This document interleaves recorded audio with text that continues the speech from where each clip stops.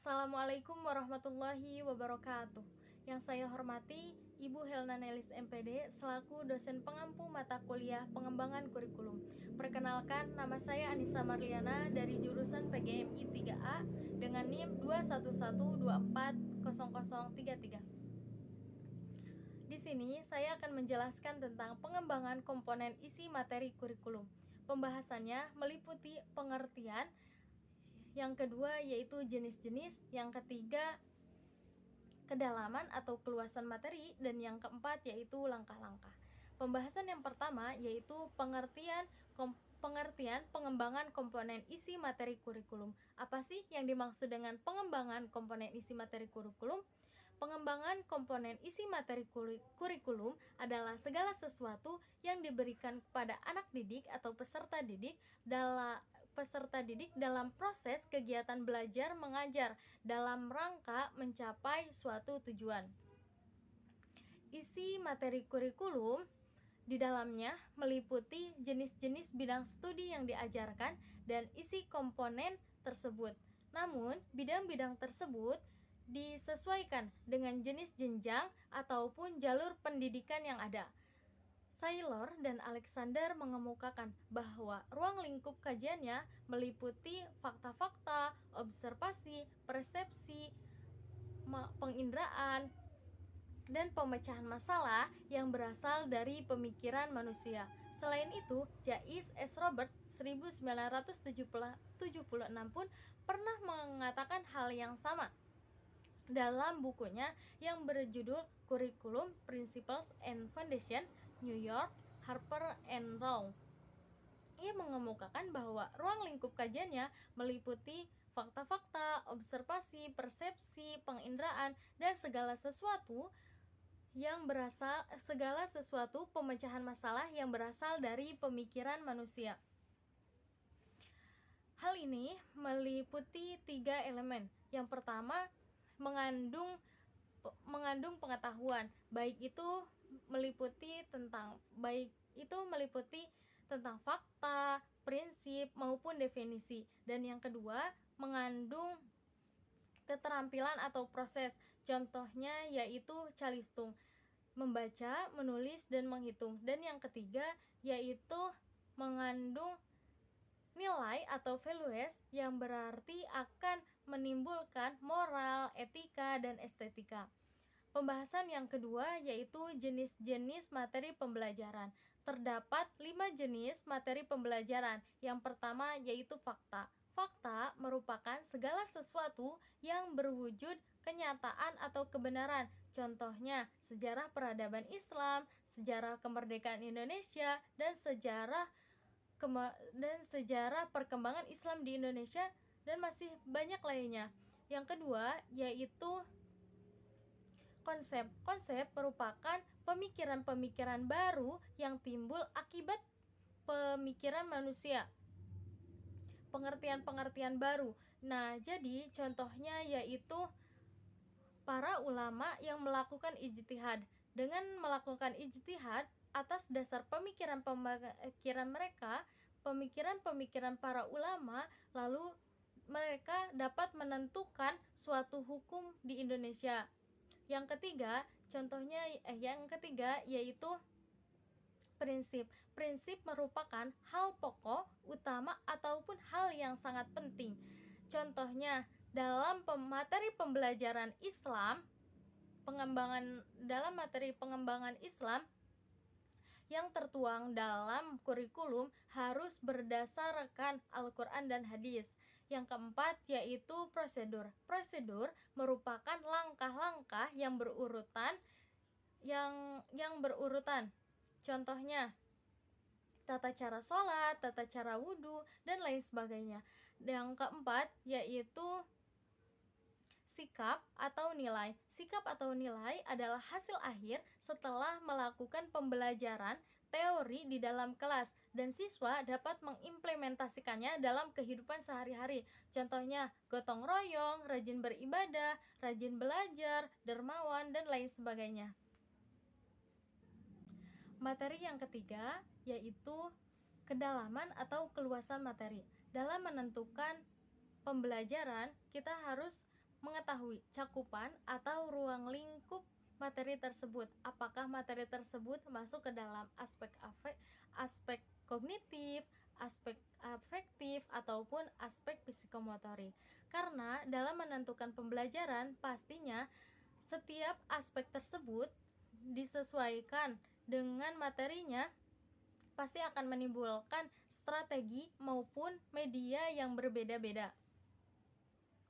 Kedalaman materi menyangkut atau mengenai rincian konsep-konsep yang harus dipelajari oleh peserta didik. Sedangkan kedalaman materi atau keluasan materi ya berarti menggambarkan materi-materi pembelajaran yang akan dimasukkan ke dalam materi pembelajaran. Cakupan atau ruang lingkupnya perlu diperhatikan. Apakah materi tersebut terlalu sedikit, ataukah terlalu banyak, ataukah telah memadai. Pendekatan dalam mengurutkan materi. Mengurutkan materi merupakan hal yang harus dilakukan, karena dalam mengurutkan materi kita akan tahu bagaimana proses dalam kegiatan belajar mengajar tersebut. Contohnya, dalam mempelajari atau membaca Al-Quran, tentunya siswa tidak akan bisa dapat langsung mempelajari dan membacanya ketika tidak mempelajari huruf-huruf hijaiyah terlebih dahulu. Makanya dari itu kita harus bisa mengurutkan dari yang terbawah, dari yang terendah hingga yang teratas, karena kita tidak akan bisa langsung membaca Al-Quran tanpa mempelajari atau mengerti dasar-dasarnya terlebih dahulu. Terdapat dua pendekatan dalam mengurutkan materi. Yang pertama yaitu pendekatan prosedural.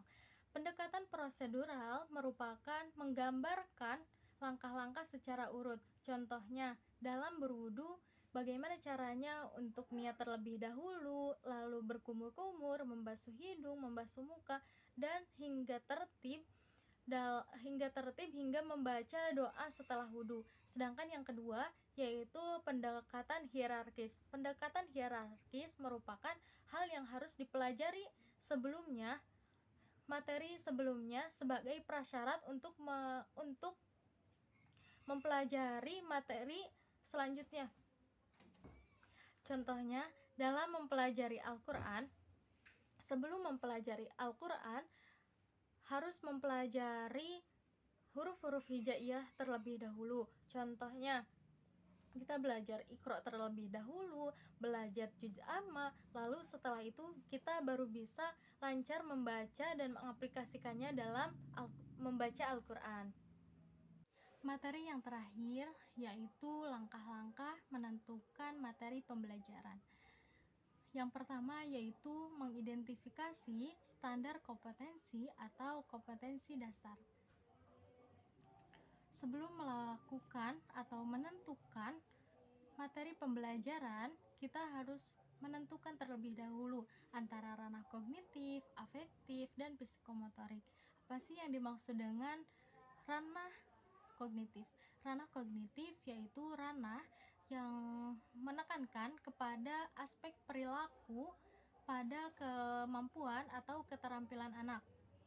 Sedangkan ranah afektif yang menekankan pada aspek emosional atau perasaan anak. Dan yang ketiga yaitu aspek psikomotorik adalah aspek yang menekankan kepada anak pada keterampilan atau motorik anak. Contohnya dalam menggambar, melukis, menulis, dan lain sebagainya. Nah, pembelajaran ini dapat kita temukan melalui berbagai hal. Contohnya bisa melalui media cetak. Dalam media cetak banyak sekali contohnya, seperti kita bisa melalui buku, majalah, koran, dan lain sebagainya. Yang kedua yaitu media visual. Media visual bisa dengan cara kita melihat video pada YouTube dan lain sebagainya, dan bisa pula ketika guru menerangkan melalui proyektor atau lain sebagainya seperti itu. Yang kedua, yaitu mengidentifikasi jenis-jenis materi pembelajaran. Sejalan dengan standar kompetensi, materi pembelajaran pula memiliki jenis-jenis aspek materi pembelajaran. Ada aspek kognitif, afektif, dan psikomotorik. Materi pembelajaran aspek kognitif dapat dibedakan menjadi 4, yaitu fakta, prinsip, konsep, dan prosedur menurut Ray Gelut 1987. Dan yang terakhir yaitu memilih jenis materi yang sesuai dengan standar kompetensi dan kompetensi dasar. Cara yang paling mudah untuk menentukan jenis materi yaitu dengan cara mengajukan pertanyaan.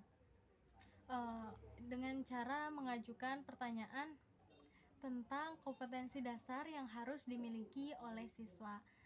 Mungkin cukup sekian penjelasan dari saya, kurang dan lebihnya mohon dimaafkan. Billahi taufik wal hidayah. Wassalamualaikum warahmatullahi wabarakatuh.